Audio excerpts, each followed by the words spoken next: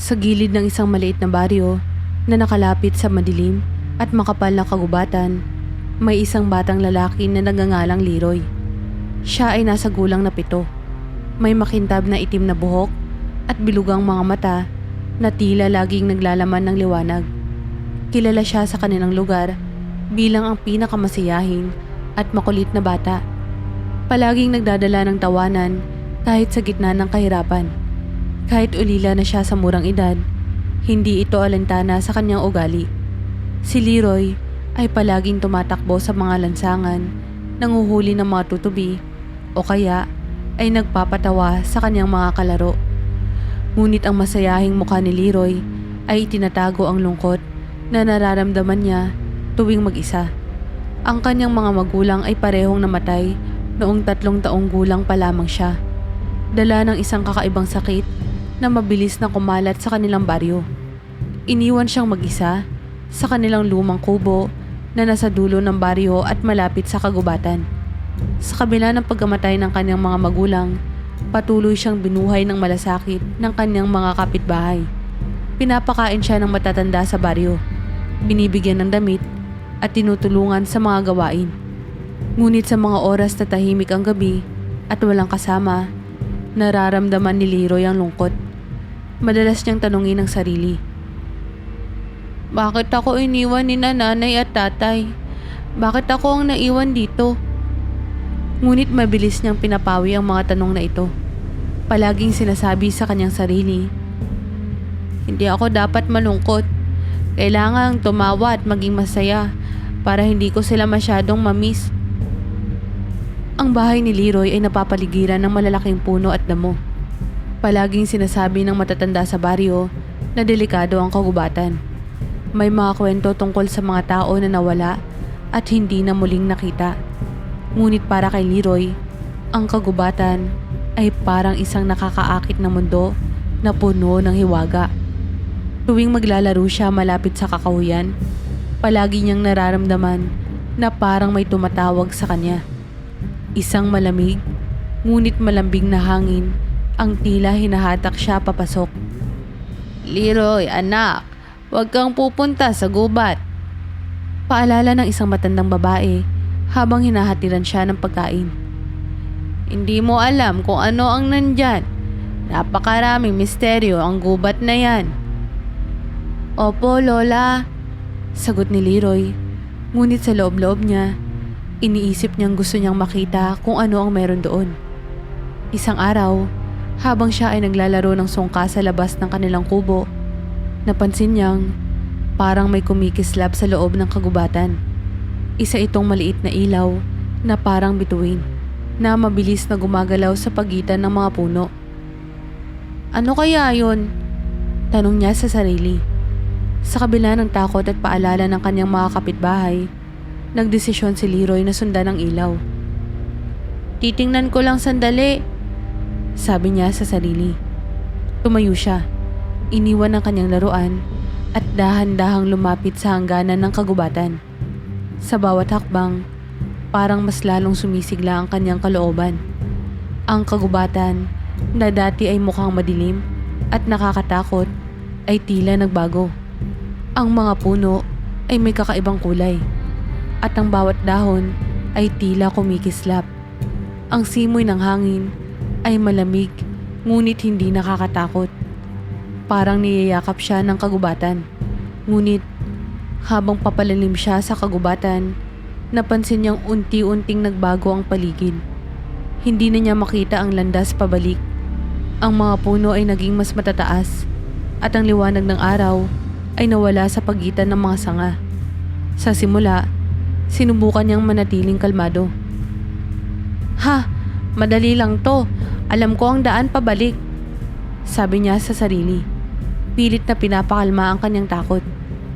Ngunit habang tumatagal, naramdaman niya ang malamig na simoy ng hangin na tila may daladalang kakaibang presensya. Ang mga anino ng puno ay gumagalaw at ang kanyang kaba ay naging mas malakas. May tao ba dyan? Tanong niya, umaasang may sasagot. Ngunit sa halip na sagot, narinig niya ang mahinang boses mula sa kalayuan. Leroy, bakit ka naririto? Napalingon siya at nakita ang isang maliit na nilalang na tila gawa sa liwanag. Ito ay may pakpak na parang isang paru-paro at ang kanyang mukha ay mabait ngunit hindi maipaliwanag. Ang nilalang ay lumapit sa kanya. Sumama ka sa akin, Leroy, sabi ng nilalang. Ang kanyang boses ay parang musika. Paano mo nalaman ang pangalan ko? Tanong ni Leroy, nagtataka ngunit hindi natatakot. Matagal na kitang pinagmamasdan. Alam kong ikaw ay nawawala. Halika, ilalayo kita sa dilim. Sa kabila ng kanyang pag-aalinlangan, sinunod ni Leroy ang diwata. Habang sila ay naglalakad, napansin niya na ang kagubatan ay tila nagbago. Ang madilim at nakakakilabot na paligid ay unti-unting napuno ng liwanag at kulay. Ang mga puno ay naging makulay at ang mga ilaw ay nagsimulang lumutang sa ere. Sa kanilang paglakad, dinala siya ng diwata sa isang malaking puno na may pintuan. Sa una, nag-alinlangan si Leroy na pumasok. Ano po to? Tanong niya. Ang kanyang mga mata ay puno ng pagtataka. Pintuan ito patungo sa aming tahanan. Ang kaharian ng mga engkanto. Dito, hindi ka na mag-iisa. Sa kabila ng takot at katanungan, pinasok ni Leroy ang pintuan. Sa loob nito, nakita niya ang isang mundo na hindi niya akalaing posible. Isang mundo na puno ng hiwaga, ilaw at mahika. Isang tanawin na parang galing sa panaginip. Ang sahig ay gawa sa makintab na kristal na nagbabago-bago ng kulay. At ang mga dingding nito ay parang tubig na umaagos ngunit hindi basa. Sa bawat hakbang ni Leroy, may musika na naririnig na parang mula sa hangin. Nasaan ako? Tanong ni Leroy, napapatingin sa paligid. Wala ka na sa mundo ng tao, sagot ng diwata na nagdala sa kanya. Nasa daan ka patungo sa kaharian ng mga engkanto. Bagaman may takot sa kanyang dibdib, napalitan ito ng kagiliwan at pagtataka. Ang landas ng kanilang nilalakaran ay unti-unting nagiging mas malawak hanggang sa makalabas sila sa isang malaparaisong tanawin. Sa labas ng puno, nakita ni Leroy ang isang kaharian na higit pa sa anumang kanyang naisip. Ang paligid ay puno ng kumikislap na mga halaman. Ang mga dahon ng puno ay parang salamin at ilog na naglalaman ng tubig na kulay ginto. Ang mga engkanto na iba't ibang anyo ay abala sa kani-kanilang gawain. May mga lumilipad sa ere na may makikinang napakpak.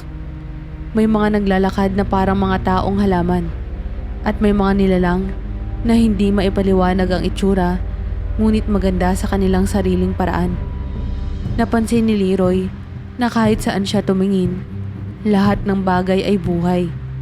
Ang mga bato ay gumagalaw, ang mga halaman ay umiindak at ang hangin ay puno ng mahika.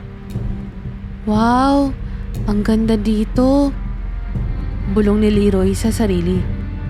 Habang siya ay naglalakad kasama ang diwata, biglang dumagsa ang iba't ibang engkanto sa kanilang paligid. Ang mga ito ay nakatingin kay Leroy, nag-uusap-usap at nagbubulungan. Sino siya? Tanong ng isang maliit na engkanto na parang gawa sa ilaw. Bakit may tao dito? Sabi naman ng isa pang nilalang, puno ngunit may mukha. Ang diwata ay tumigil at humarap sa kanila. Ito si Leroy, isang batang ulila mula sa mundo ng mga tao. Nawalan siya ng pamilya at naligaw sa ating kagubatan. Bakit siya nandito? Tanong ng isang engkanto na tila gawa naman sa tubig. Hindi ba't ang mundo ng mga tao ay puno ng kasamaan? Hindi lahat ng tao ay masama, sagot ng diwata. Si Leroy ay espesyal. Ramdam ko ang kanyang dalisay na puso. Narinig ito ni Leroy at biglang napaisip siya. Espesyal? Ako? Bakit naman? Sa gitna ng kaharian, dinala si Leroy sa isang malaking palasyo na tila gawa sa mga kumikinang na alikabok ng bituin. Ang palasyo ay napapaligiran ng mga halaman na may mga bulaklak na umiilaw. At sa tuktok nito ay isang kristal na naglalabas ng liwanag na parang araw. Sa loob ng palasyo, tila nakita niya ang reyna ng mga engkanto. Si Reyna Idalia. Nakaupo ito sa isang trono na yari sa mga halaman at hiyas. At ang kanyang anyo ay nakamamangha. Ang kanyang buhok ay parang dumadaloy na tubig. Ang kanyang mata ay parang dalawang bituin. At ang kanyang tinig ay kasing lambing ng hangin sa madaling araw. Leroy, wika ni Reyna Idalia. Maligayang pagdating sa aming kaharian. Sinabi sa akin ng aking mga nasasakupan na ikaw ay naligaw sa aming kagubatan. Opo, Reyna. Sagot ni Leroy, medyo kinakabahan, ngunit hindi mapigilang mamangha sa kanyang kausap. Naliligaw po ako at hindi ko alam kung paano makakabalik. Ngumiti ang Reyna. Huwag kang mag-alala. Ang kagubatan ay matagal lang inaanyayahan ka. Marahil, ito na ang iyong tahanan. Ipinahayag ni Reyna Idalia na nais nilang kupkupin si Leroy bilang isa sa kanila. Ang puso mo ay dalisay at ang kagubatan ay humahanap ng mga tulad mo. Ang aming kaharian ay magiging iyong tahanan. Hindi makapaniwala si Leroy. Sa buong buhay niya, palagi siyang nag-iisa. Ngunit ngayon ay tila nagkaroon siya ng bagong pamilya. Sa kabila ng kasiyahan, may bahagi ng kanyang puso na nagtataka. Bakit nila ako tinutulungan? At anong ibig sabihin nila na iniimbitahan ako ng kagubatan? Simula noon, si Leroy ay naninirahan sa kaharian ng mga engkanto. Binibigyan siya ng pagkain na parang galing sa panaginip, mga prutas na nagbibigay ng kakaibang lakas, at inuming parang tubig, ngunit may tamis na hindi maipaliwanag. Tinuruan siya ng mga engkanto kung paano alagaan ang kanilang kagubatan, kung paano magtrabaho gamit ang mahika, at kung paano makipagkaibigan sa iba pang nilalang. Sa bawat araw na lumilipas, unti-unting nararamdaman ni Leroy na nagbabago siya. Ang kanyang katawan ay nagiging mas mabilis, ang kanyang pandinig ay naging mas matalas, at ang kanyang mga mata ay nakakakita ng mga bagay na hindi nakikita ng ordinaryong tao. Unti-unti na niyang nararamdaman ang pagiging bahagi ng kaharian. Ngunit sa kabila ng kasiyahan, hindi mawala sa isip niya ang mundo ng mga tao. Ang kanyang lumang bahay, ang kanyang baryo, at ang alaala ng kanyang mga magulang. Bakit ako? Tanong niya minsan sa diwata. Bakit ako ang pinili ninyo? Ngumiti ang diwata. Ang sagot ay makikita mo sa tamang panahon, Leroy. Ngunit tandaan mo, ang bawat isa ay may papel na ginagampanan sa kagubatan. At ikaw ay mas espesyal kaysa sa iniisip mo. Mabilis na lumipas ang mga araw sa kaharian ng mga engkanto. Sa bawat sandali, si Leroy ay natuto ng mga bagay na hindi niya kailanman inakalang posible. Ang mahika ng kaharian ay tila buhay. Ang tubig sa mga ilog ay nagsasalita sa anyo ng mga himig. Ang mga dahon ng puno ay bumubulong ng kwento ng nakaraan. At ang hangin ay nagdadala ng mga salita mula sa malalayong bahagi ng kaharian. Ngunit sa kabila ng kagandahan, napansin ni Leroy na may bahagi ng kaharian na palaging pinipigilan siyang lapitan. Ang mga engkanto, lalo na ang diwata na nagdala sa kanya, ay palaging sinasabing, Huwag kang pupunta sa madilim na gubat, Leroy. Ang lugar na iyon ay hindi ligtas, kahit para sa amin. Ang lugar na tinutukoy nila ay nasa dulong bahagi ng kaharian. Isang madilim na kagubatan na palaging balot ng makapal na ulap. Kahit sa malayo, nararamdaman ni Leroy ang kakaibang enerhiya mula rito. Isang halo ng takot at pananabik. Ano kaya ang tinatago nila sa akin? Tanong niya sa sarili. Isang gabi, habang si Leroy ay mahimbing na natutulog sa loob ng kanyang tahanan na gawa sa isang higanteng bulaklak, nagkaroon siya ng kakaibang panaginip. Sa kanyang panaginip, nakita niya ang isang matandang puno sa gitna ng madilim na kagubatan. Ang puno ay malaki at baluktot, ngunit sa kanyang mga sanga ay may nakasabit na mga liwanag na parang mga bituin. Lumapit siya sa puno at mula rito ay may narinig siyang tinig. Leroy, halika. Ako ang sagot sa iyong mga tanong. Nagising si Leroy ng pawisan. Ang kanyang puso ay bumilis. Ang boses ay hindi ordinaryo. Ito'y parang totoo. Ngunit paano niya malalaman kung ano ang ibig sabihin nito? Sinubukan niyang baliwalain ito. Ngunit habang tumatagal, mas lalong naging malinaw sa kanyang isipan ang imahe ng puno. Kinabukasan, nagdesisyon si Leroy na tanungin si Reyna Idalia tungkol sa puno sa kanyang panaginip. Sa kanilang pag-uusap, napansin niyang ang Reyna ay tila naging seryoso at ang kanyang dating maliwalas na mukha ay napalitan ng kaba. Ang punong iyon ay nasa madilim na bahagi ng aming kaharian, sabi ni Reyna Idalia. Ito ay puno ng mga alaala ng aming nakaraan.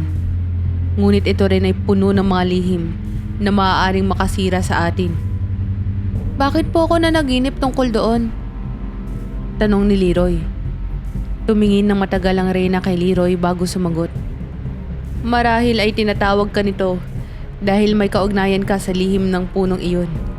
Ngunit hindi ko maaaring sabihin ang lahat. Sa tamang panahon, malalaman mo rin ang sagot, Leroy. Sa kabila ng babala ng Reyna, hindi mapigilan ni Leroy ang kanyang kuryosidad. Isang gabi, nagpasya siya na puntahan ang madilim na kagubatan. Tahimik siyang lumabas mula sa kanyang tahanan. Iniwasang makita ng ibang engkanto. Ang liwanag ng buwan ay sapat upang gabayan siya sa kanyang daan. Habang papalapit siya sa madilim na kagubatan, naramdaman niya ang kakaibang lamig sa hangin. Ang mga puno ay tila gumagalaw at ang lupa ay tila buhay, umaalon sa bawat hakbang niya. Ngunit sa kabila ng takot, nagpatuloy siya. Sa wakas, narating niya ang puno mula sa kanyang panaginip. Mas malaki ito at mas nakakatakot kaysa sa kanyang naalala. Sa mga sanga nito, ang mga liwanag na parang bituin ay kumikislap. Ngunit, ang bawat liwanag ay tila may daladalang kwento ng lungkot at sakit. Lumapit si Leroy at narinig niya muli ang tinig. Leroy, halika. Ikaw ang susi. Paglapit niya sa puno, biglang bumukas ang lupa sa ilalim nito. Lumitaw ang isang imahe. Isang eksena mula sa nakaraan. Nakita niya ang kanyang mga magulang. Ang kanyang nanay ay nakaluhod sa lupa, umiiyak, habang ang kanyang tatay ay humarap sa isang grupo ng mga nilalang na hindi tao, ngunit hindi rin engkanto. Sumpain ang inyong lahi! Sigaw ng isa sa mga nilalang. Dahil sa inyong ginawa, ang aming kagubatan ay nagdusa! Biglang nawala ang imahe at si Leroy ay napaluhod. Ano to? Tanong niya sa puno. Ang inyong pamilya ay may koneksyon sa kaharian ng mga engkanto. Sagot ng puno.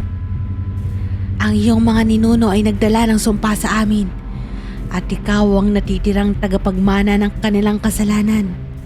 Ngunit ikaw rin ang susi upang wakasan ito. Nanginginig sa takot at pagkalito, bumalik si Leroy sa palasyo. Isinalaysay niya ang nakita sa Reyna. At muli, nakita niya ang lungkot sa mukha nito. Tama ang sinabi ng puno, sabi ni Reyna Idalia. Ang iyong pamilya ay minsang nakagawa ng malaking kasalanan laban sa aming kaharian. Ngunit ikaw, Leroy, ay may kakayahang itama ang lahat. Paano? Tanong ni Leroy, puno ng pagdududa. Ano ang kailangan kong gawin? May pagpipilian kang kailangan gawin, sagot ng Reyna. Mananatili ka sa aming kaharian bilang isa sa amin o babalik ka sa mundo ng tao upang harapin ang sumpa ng iyong pamilya. Ang desisyon ay nasa iyo. Habang si Leroy ay nakaupo sa kanyang silid, iniisip niya ang mga sinabi ng Reyna. Ang mundo ng tao ay puno ng sakit at lungkot, ngunit iyon ang kanyang pinanggalingan. Sa kaharian ng mga engkanto, natagpuan niya ang kaligayahan, ngunit hindi niya matatakasan ang katotohanan ng kanyang nakaraan. Sa wakas, sinabi niya sa sarili, kailangan kong harapin ang katotohanan kahit gaano pa ito kahirap. Kinabukasan, matapos ang mahaba at magulong gabi ng pag-iisip, nagdesisyon si Leroy na harapin ang sumpa ng kanyang pamilya. Sa harap ng Reyna ng mga engkanto, sinabi niya ang kanyang pasya. Reyna Idalia, wika ni Leroy na ngayon ay may determinasyon sa kanyang boses. Nais kong bumalik sa mundo ng tao. Kailangan kong malaman ang buong katotohanan tungkol sa aking pamilya at tapusin ang sumpang iniwan nila. Tinignan siya ni Reyna ng mahaba bago tumango. Ang desisyong ito ay hindi madali, Leroy. Sa pagbabalik mo, mararamdaman mo ang sakit at bigat ng nakaraan. Ngunit tandaan mo, hindi ka nag-iisa. Ang iyong tapang ang magpapalaya sa iyo at sa amin. Bago siya umalis, tinipon ng mga engkanto ang lahat ng mahika ng kaharian upang bigyan si Leroy ng lakas at proteksyon. Dinala siya ng Reyna sa isang sagradong lugar sa gitna ng kaharian.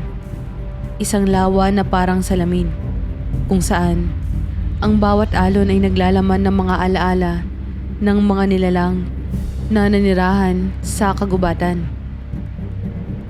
Tumayo ka sa gitna ng lawa, sabi ni Reyna Idalia. Habang si Leroy ay tumayo, naramdaman niya ang malamig, ngunit nakakakalmang tubig na bumalot sa kanyang mga paa.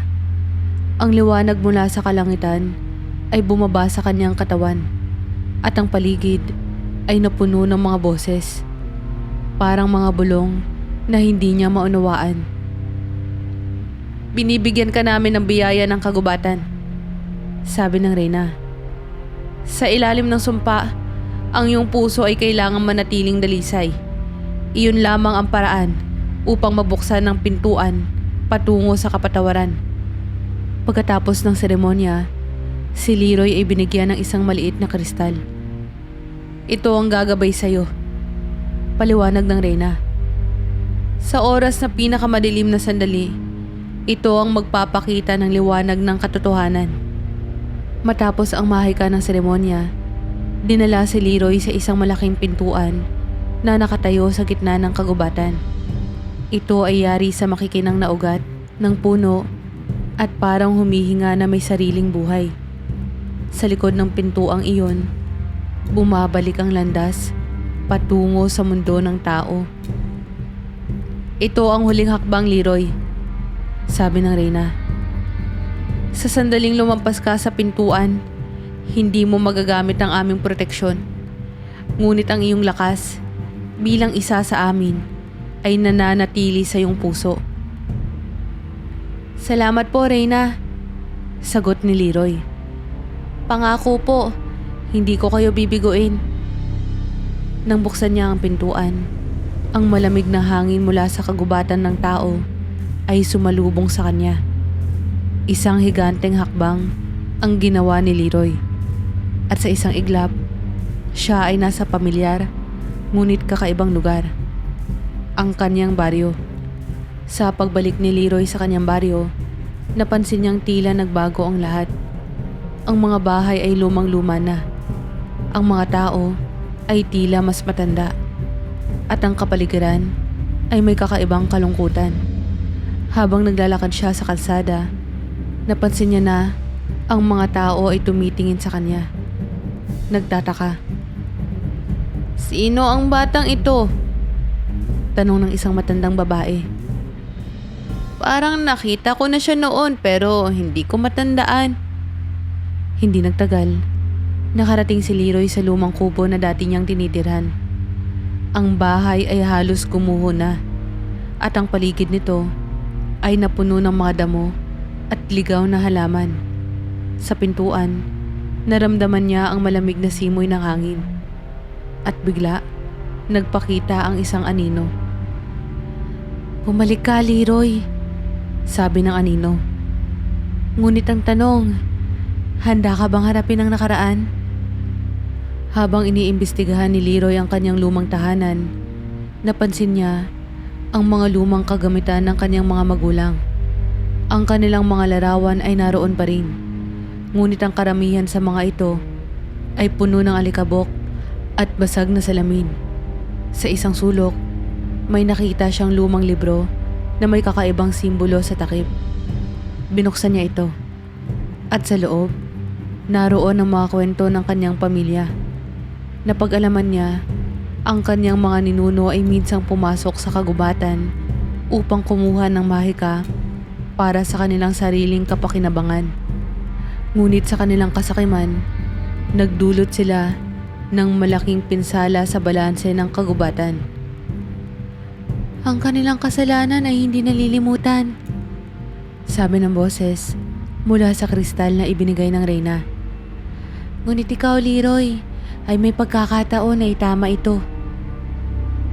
Nalaman ni Leroy na ang kanyang pamilya ay itinatwa ng baryo dahil sa kanilang kasalanan. Lumapit siya sa mga matatanda ng baryo upang humingi ng paliwanag. "Ang iyong pamilya ay nagdala ng sumpa sa amin," sabi ng pinakamatandang lalaki. "Ang kanilang kagustuhan sa kapangyarihan ay nagdala ng kamalasan sa ating baryo. Marami ang nagdusa, kaya sila ay tinaboy namin." "Ngunit ang sumpa ay hindi nawala," sagot ni Leroy. "At ito ang dahilan kung bakit ako bumalik. Nais kong wakasan ang kasalanan ng aking pamilya." Habang tumatagal, napagtanto ni Leroy na ang kanyang misyon ay hindi lamang upang harapin ang nakaraan ng kanyang pamilya, kundi upang maibalik ang balanse sa pagitan ng mundo ng tao at ng kagubatan ng mga engkanto. Sa tulong ng kristal na ibinigay ng reyna, sinimulan niyang hanapin ang ugat ng sumpa. Sa gitna ng paghahanap, natuklasan niya na ang ugat ng sumpa ay matatagpuan sa isang lugar sa baryo. Isang lugar na matagal nang kinatatakutan ng lahat. Sa kanyang paglalakbay, dahan-dahan nang nauunawaan ni Leroy ang bigat ng kanyang misyon. Ang kagustuhan niyang makalaya mula sa anino ng nakaraan ay mas malalim pa sa kanyang inaasahan. Ngunit alam niyang kailangan niyang magpatuloy, kahit na ang daan ay puno ng panganib at sakit. Habang patuloy na sinusuri ni Leroy ang baryo at ang mga alaala ng kanyang pamilya, natuklasan niya ang kwento tungkol sa isang lugar na itinuturing na pinakadelikado sa buong bayan. Isang abandonadong balon na nasa gitna ng isang bakanteng lupa, natatakpan ng ligaw na damo at puno ng mga masasamang kwento. Ayon sa mga matatanda, ang balon ay hindi pangkaraniwan. Ito ang naging sentro ng galit ng kagubatan nang subukan ng kanyang mga ninuno na kumuha ng mahika mula sa puno ng buhay, ang puso ng kaharian ng mga engkanto. Nilikha ang balon bilang parusa ng mga engkanto na naglalaman ng natitirang kapangyarihang magdudulot ng sumpa sa sino mang lumapit. Isang gabi, habang nakaupo si Leroy sa tabi ng lumang kubo ng kanyang pamilya, inilabas niya ang kristal na binigay ni Reyna Idalia. Sa kanyang mga kamay, kumikislap ito at tila may tinig na nanggagaling mula rito. Leroy, ang balon ang iyong susunod na landas. Naroon na ugat ng sumpa, ngunit naroon din ang pinakamadilim na lihim ng iyong pamilya. Sa kabila ng takot, nagpa siya si Leroy na puntahan ng balon. Alam niyang ito ang tanging paraan upang matapos na ang lahat. Ngunit bago siya umalis, nagdala siya ng ilang gamit mula sa kubo. Isang lumang sulo, isang balabal, at ang aklat na natagpuan niya na may kwento ng kanilang nakaraan.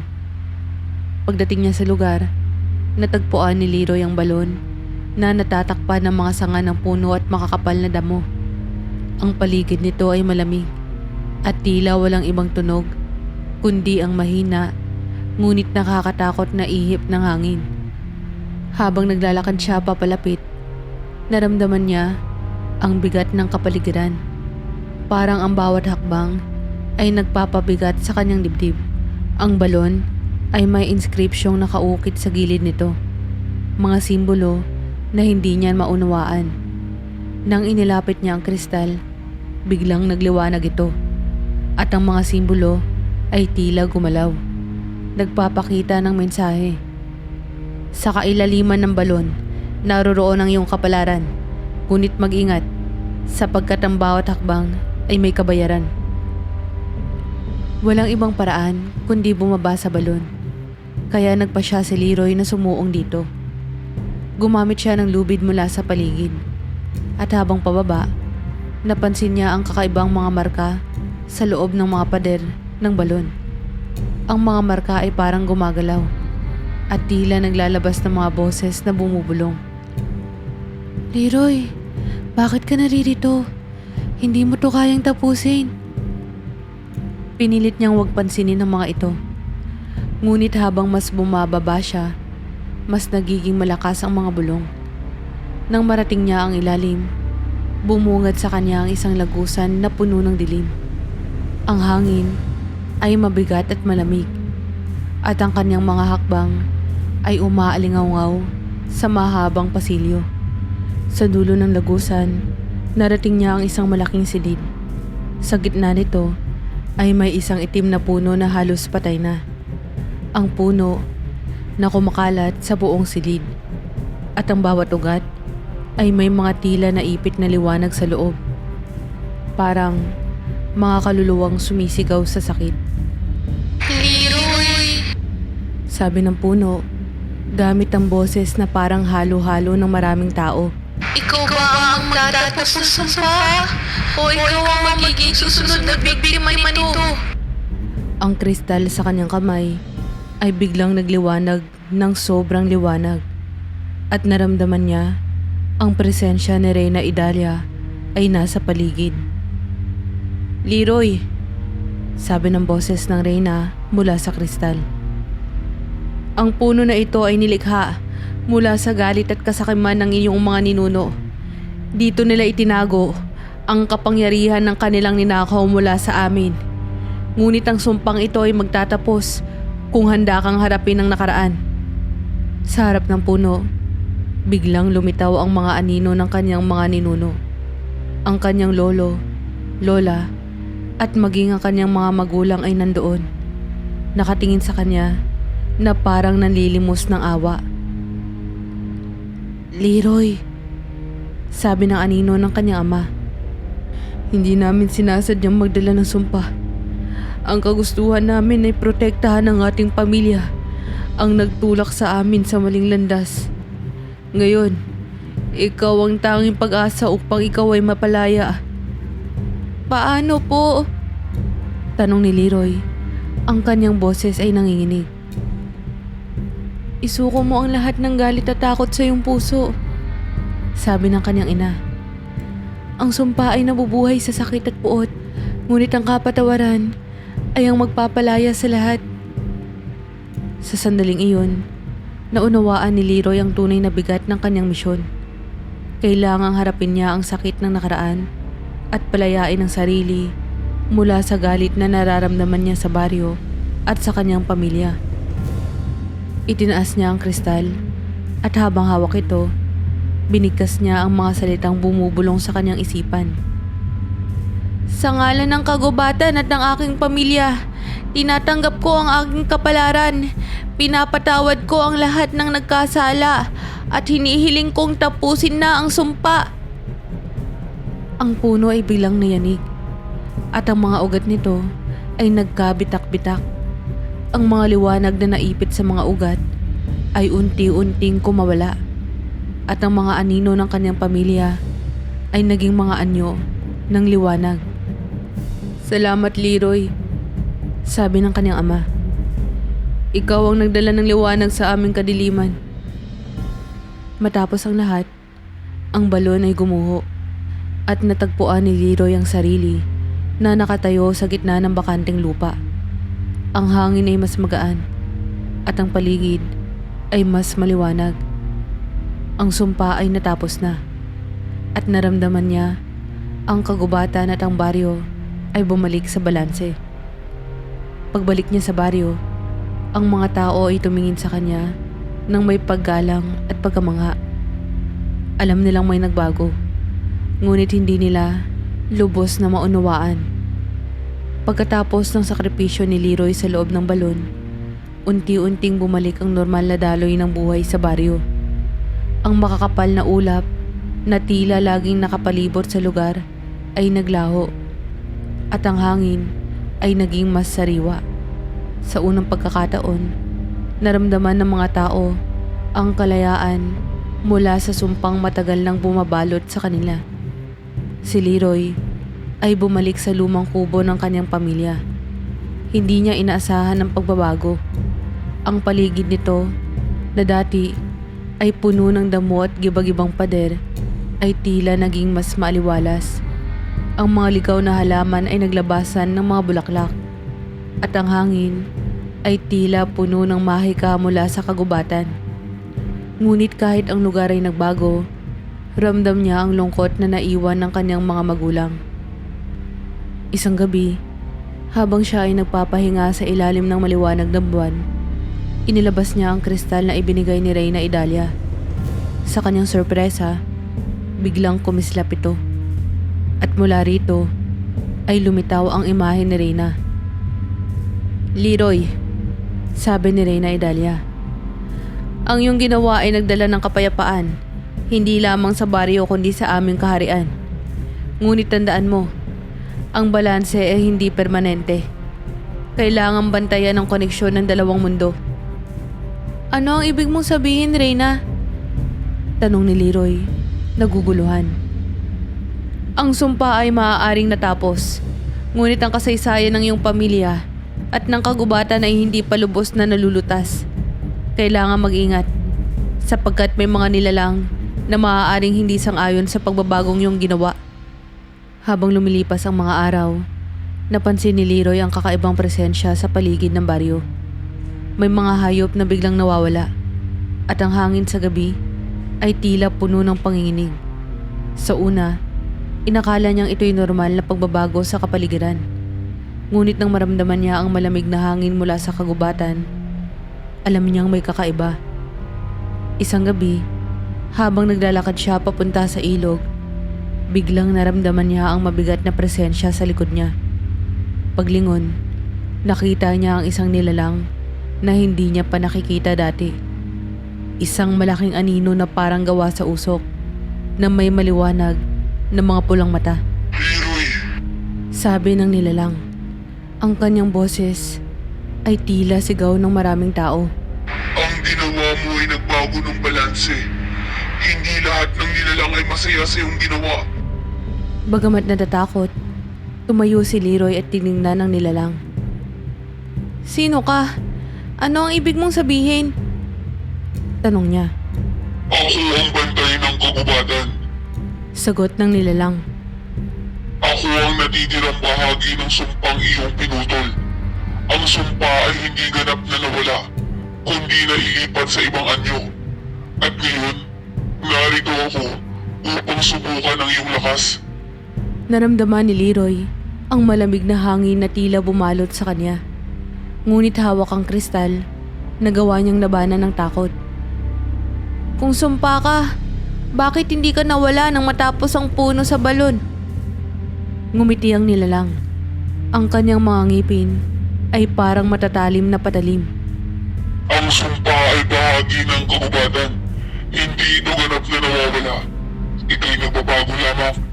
At ngayon, kailangan mong patunayan kung karapat-dapat kang maging tagapag-alaga ng balanse. Biglang lumitaw ang isang portal sa harap ni Leroy. At ang nilalang ay nagsalita. Pumasok ka rito at haharapin mo ang mga alaala na iyong nakaraan.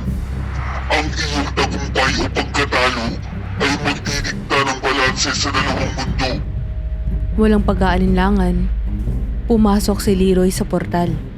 Sa loob nito, nakita niya ang isang kakaibang tanawin.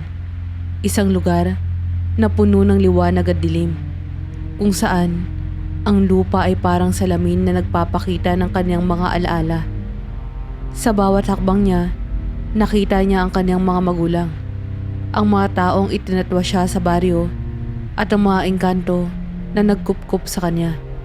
Sa bawat imahe, naramdaman niya ang bigat ng mga emosyon, galit, lungkot, at takot.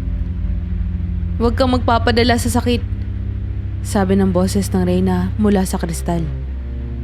Ang mahalaga ay ang iyong kakayahang magpatawad at magtiwala. Sa dulo ng tanawin, nakita ni Leroy ang isang refleksyon ng kanyang sarili. Ngunit, ito'y puno ng galit at puot. Ang kanyang madilim na anyo ay nagsalita. Bakit mo sila pinatawad? Sila ang dahilan ng lahat ng iyong pagdurusa. Ako ang tunay na ikaw. Ang sakit at galit na itinago mo. Alam ni Leroy na ito ang huling pagsubok. Hindi kita itinatanggi, sagot niya sa kanyang madilim na anyo. Ikaw ay bahagi ko, ngunit hindi ikaw ang magdidikta ng aking kapalaran. Ang galit at sakit ay bahagi ng nakaraan, ngunit ang kapatawaran ang magdadala ng kinabukasan. Habang binibigkas ang mga salitang ito, lumiwanag ang kristal, at ang madilim na anyo ni Leroy ay biglang naglaho. Paglabas niya mula sa portal, naramdaman ni Leroy ang pagbabago sa paligid. Ang nilalang na nagbantay sa kagubatan ay naglaho, at ang hangin ay tila mas magaan. Sa kanyang kamay, ang kristal ay naging transparent, parang tubig na dumadaloy. Natapos ko na ang pagsubok, bulong niya sa sarili. Pagbalik sa baryo, sinalubong siya ng mga tao at mga engkanto na nagpakita ng kanilang pasasalamat. Sa wakas, natagpuan ni Leroy ang kanyang lugar sa pagitan ng dalawang mundo, bilang tagapag-alaga ng balanse at tagapagdala ng liwanag sa parehong kagubatan at baryo. Isang tahimik na gabi, habang si Leroy ay nagpapahinga sa ilalim ng liwanag ng buwan, naramdaman ulit niya ang kakaibang simoy ng hangin. Ang kanyang kristal, na matagal nang tila wala ng buhay, ay biglang kumislap ng maliwanag, na parang may tinatawag. Nang hawakan niya ito, narinig niya ang pamilyar na tinig ni Reyna Idalia. Leroy, bulong ng tinig mula sa kristal. Ang kagubatan ay nangangailangan muli ng iyong presensya. Bumalik ka sa aming kaharian, sapagkat may panibagong banta na nagbabadyang sirain ang balanse. Pagamat natapos na ni Leroy ang kanyang misyon sa baryo, alam niya ang kanyang koneksyon sa kaharian ng engkanto ay nananatili. Kinuha niya ang kristal at sinundan ang liwanag nito, na nagsilbing gabay patungo sa puso ng kagubatan. Habang naglalakad papunta sa kagubatan, napansin ni Leroy ang kakaibang anyo ng mga puno. Ang mga dating makulay at masiglang mga halaman ay tila naging madilim at malamlam. Ang hangin na dati ay puno ng musika ay naging tahimik, na parang may bumalot na anino sa paligid. Hindi ito kagaya ng dati, bulong niya sa sarili. Nang marating niya ang lumang puno na nagsilbing pintuan patungo sa kaharian ng engkanto, nakita niya itong may mga bitak na parang naapektuhan ng isang malalim na sugat. Ang pintuan ay nakabukas, ngunit naglalabas ng malamig na hangin na tila babala. Leroy, wika ng kristal. Huwag kang matatakot. Ang iyong lakas ay nasa iyong puso. Pagdating niya sa loob ng kaharian, nakita niya ang malaking pagbabago. Ang mga puno na dati ay kumikislap ng liwanag, ngayon ay baluktot at tila nawawalan ng sigla. Ang mga engkanto na laging masigla at masaya ay nagkukumpulan sa gilid, tahimik na nagmamasid. Sa gitna ng lahat, nakita niya si Reyna Idalia na nakaupo sa kanyang trono. Ang kanyang mukha ay puno ng lungkot. Leroy, sabi ng Reyna nang makita siya. Salamat at bumalik ka. Ang iyong presensya ay nagbibigay sa amin ng pag-asa. Lumapit si Leroy sa Reyna. Ano ang nangyayari, Reyna? Bakit nagbago ang kaharian? Ipinaliwanag ng Reyna na mula nang matapos ni Leroy ang sumpa sa baryo, isang bagong puwersa mula sa labas ng kagubatan ang nagtangkang sirain ang balanse ng mundo ng tao at engkanto. Ang mga engkanto ay unti-unting nawawalan ng lakas at ang kagubatan ay tila tinutuyo ng hindi kilalang enerhiya. Ang balanse na yung pinotrektahan ay nasa bingit ng pagkasira, sabi ni Reyna Idalia. May nilalang mula sa mundo ng mga tao na gustong angkinin ang lakas ng kagubatan para sa kanilang sariling kapangyarihan. Tinawag ng Reyna ang mga matatandang engkanto upang magpulong. Sa gitna ng diskusyon, napag-alaman nila na ang banta ay nagmumula sa isang makapangyarihang salamangkero mula sa mundo ng tao. Ang salamangkero na kilala bilang Halvar ay nakatuklas ng lihim ng kagubatan at nagtatangkang kunin ang lakas nito upang maging walang kamatayan. Si Halvar ay hindi ordinaryong tao. Paliwanag ng isa sa matatandang engkanto. Noong nakaraang siglo, siya'y nagtangkang pumasok sa kaharian. Ngunit napigilan natin. Ngunit ngayon, mas malakas na siya at determinado nang sirain ang ating proteksyon. Paano natin siya mapipigilan? Tanong ni Leroy. Hindi ito magiging madali, sagot ng Reyna. Ngunit ikaw, Leroy, ang aming tagapamagitan sa dalawang mundo. Ikaw ang tanging may kakayahang labanan ng salamangkero, sapagkat nasa iyo ang parehong lakas ng tao at ng engkanto. Binigyan si Leroy ng isang bagong misyon. Hanapin si Halvar bago pa nito tuluyang masira ang kagubatan. Upang magawa ito, kailangan bumalik si Leroy sa mundo ng tao at hanapin ang lihim na kuta ng salamangkero. Kasama niya ang dalawang engkanto, sina Aleyra at Fenric, na parehong bihasa sa Mahika. Bago sila umalis, binigyan si Leroy ng Reyna ng isang espesyal na sandata. Isang balaraw na gawa sa purong liwanag ng kagubatan. Ang sandatang ito ay magagamit mo laban sa dilim, wika ng Reyna. Ngunit tandaan mo, Leroy, ang totoong lakas ay nasa puso mo. Sa pagbalik nila sa mundo ng tao, sinundan nila ang mga bakas ng enerhiya ni Alvar. Nagpunta sila sa isang sinaunang kuta na puno ng mga anino at misteryo. Ang paligid ay napapalibutan ng mga sumpang nilalang na nilikha ni Halvar. Mga nilalang na parang engkanto ngunit puno ng kasamaan. Sa loob ng kuta, nakita ni Leroy ang mga inskripsyong katulad ng mga nasa balon ng sumpa. Napagtanto niya na ang salamangkero ay gumagamit ng parehong enerhiyang kinukuha mula sa kagubatan at mula sa sumpa ng kanyang mga ninuno. Si Halvar ay may kaugnayan sa iyong pamilya, sabi ni Aleyra. Marahil ay kaya niyang gamitin ang mga sumpa dahil naiwan pa ang bakas ng kasamaan mula sa nakaraan. Sa pinakaloob ng kuta, natagpuan nila si Halvar. Siya ay isang matangkad at balingkinitan na lalaki. Ngunit ang kanyang presensya ay nakakatakot. Ang kanyang mga mata ay kumikislap ng pula at sa kanyang kamay ay hawak ang isang tungkod na naglalabas ng madilim na enerhiya. Leroy, Wika ni Halvar, na parang matagal na silang magkakilala. Narinig ko na ang tungkol sa'yo. Ikaw ang bata na nagtapos ng sumpa. Ngunit ang sumpa na yun ay hindi kailanman tuluyang mawawala. Ginamit ko ang nalalabi nito upang palakasin ang aking mahika. Bakit mo to ginagawa? Tanong ni Leroy. Ang kagubatan ay malakas na hindi dapat manatili sa mga engkanto lamang. Sagot ni Halvar. Ang lakas na ito ay dapat nasa mga kamay ng mga taong marunong gumamit nito. At ako lamang ang nararapat. Nagkaroon ng matinding labanan sa loob ng kuta. Ginamit ni Leroy ang balaraw ng liwanag upang labanan ang madilim na mahika ni Halvar. Kasama sina Alira at Fenric, ginamit nila ang lakas ng kagubatan upang labanan ang mga nilalang na nilikha ni Halvar. Sa gitna ng labanan, napagtanto ni Leroy na hindi sapat ang lakas ng kanyang sandata. Kailangan gamitin niya ang koneksyon niya sa parehong mundo ng tao at engkanto. Ang lakas ng kagubatan ay hindi para sa iisang nilalang. Sigaw niya.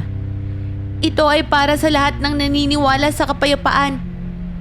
Sa pamamagitan ng kristal, naglabas si Leroy ng purong liwanag na sumira sa mahika ni Halvar. Ang salamangkero ay bumagsak, ngunit bago ito tuluyang nawala, bumulong ito. Ang dilim ay laging babalik, Leroy. Hindi mo ito mapipigilan magpakailanman. Matapos ang labanan, bumalik si Leroy sa kaharian ng mga engkanto. Ang mga puno at halaman ay unti-unting bumalik sa kanilang dating sigla.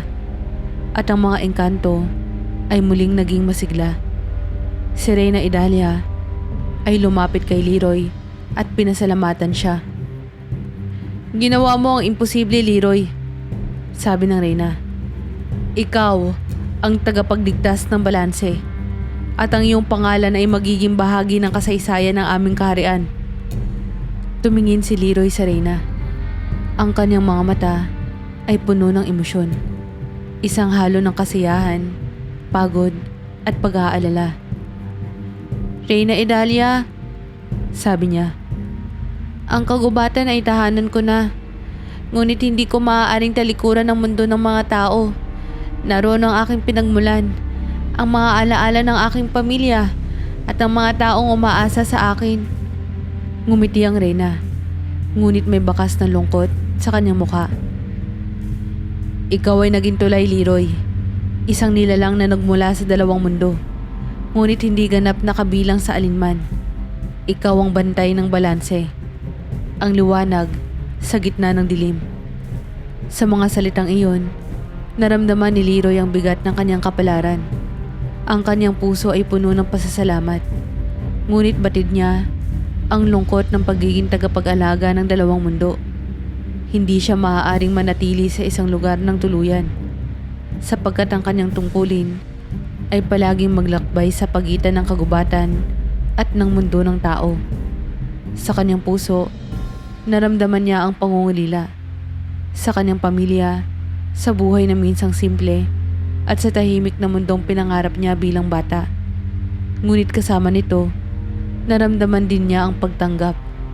Ang kanyang layunin ay mas malaki kesa sa sarili niya at ang pagmamahal sa parehong mundo ang magbibigay sa kanya ng lakas upang magpatuloy. Ang balanse ay isang pangako, bulong ni Leroy sa sarili. Tumingin sa malawak na kagubatan na nagliliwanag sa harap niya. At habang ako'y naririto, hindi ko hayaang masira to. Habang lumakad siya palayo, nagpaalam sa mga engkanto. Alam niyang ang kanyang paglalakbay ay hindi nagtatapos sa tagumpay laban kay Halvar.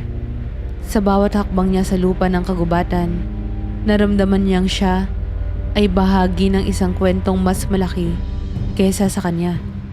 Isang kwentong hindi lamang tungkol sa kagubatan o sa mundo ng tao, kundi tungkol sa kapayapaan at pagkakaisa ng dalawang mundong magkaugnay, ngunit laging nasa panganib ng pagkakahiwalay. At sa huling sandali, bago siya tuluyang maglaho sa malalim na landas ng kagubatan, tumingala siya sa langit at bumulong. Nanay, tatay, Sana'y maging karapat-dapat ako sa lahat ng to. Ang liwanag mula sa kristal ay kumislap ng huli. At sa katahimikan ng kagubatan, naramdaman ng bawat nilalang, tao man o engkanto, ang presensya ni Leroy. Ang bantay ng balanse na naging alamat ng dalawang mundo.